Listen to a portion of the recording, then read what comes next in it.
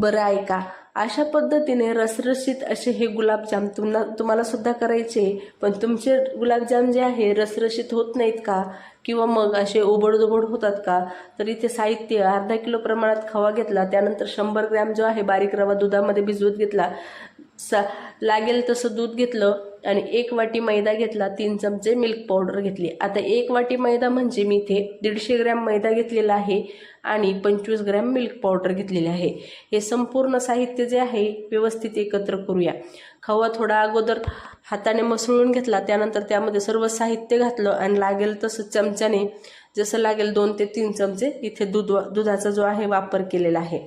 तर याचा छान असा, खूप जास्त घट्ट नाही, खूप जास्त पातळ नाही, मिडियम असा गोळा बनवून घेतला. खूप जास्त घट्ट पीठ लावायचं नाही. त्यानंतर अर्धा किलो प्रमाणात साखर घेतली. आता अर्धा किलो साखर घेतली तर इथे मी एका भांड्याने साखर मोजून घेतली, तितकंच आपण इथे पाणी घेणार आहोत. तर जितकी साखर तितकं पाणी, अशा पद्धतीने माप आहे पाकाचं. तर गॅसवर कढई ठेवली, पाक छान उकळून घेतला. खूप जास्त पाक जो आहे एकतारी वगैरे नाही करायचा, हलका चिकट झाला की तितकाच पाक आपल्याला इथे बनवून घ्यायचा. त्यानंतर पीठसुद्धा 10 ते 15 मिनटं छान भिजलेलं होतं. छान असे हे गुलाबजाम बनवून घेतले. गुलाबजाम बनवताना छान असे दाबून करायचे, म्हणजे काय होतं, त्याला क्रॅक्स पडत नाही. इकडे तेल तापवायला ठेवलं, तेलामध्ये थोडंसं गुलाबजामचा गोळा टाकून पाहिला, हलके बबल्स येत होते, म्हणजे आपलं तेल छान तापलेलं आहे. त्यानंतर यामध्ये गुलाबजाम सोडून घेतले.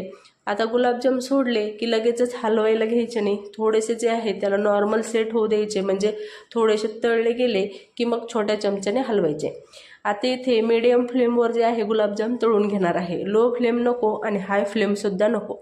मीडियम फ्लेमवर सर्व गुलाबजाम जे आहे छान असे गोल्डन कलर येईपर्यंत तळून घ्यायचे. हवं तर थोडा काळसर रंग केला तरी सुद्धा चालतो, म्हणजे काय होतं, एक काला जामुनची सुद्धा टेस्ट येते. तर हे बघा, असे काहीसे जे आहे इथे गुलाबजाम तळून घेतलेले होते. आता हे गुलाबजाम छान असे निथळून काढून घ्यायचे आणि एकसारख्या रंगावर छान असे एकसारखे दिसणारे असे हे गुलाबजाम तयार झाले. तर इथे सर्व गुलाबजाम जे आहे एका प्लेटमध्ये काढून घेतले.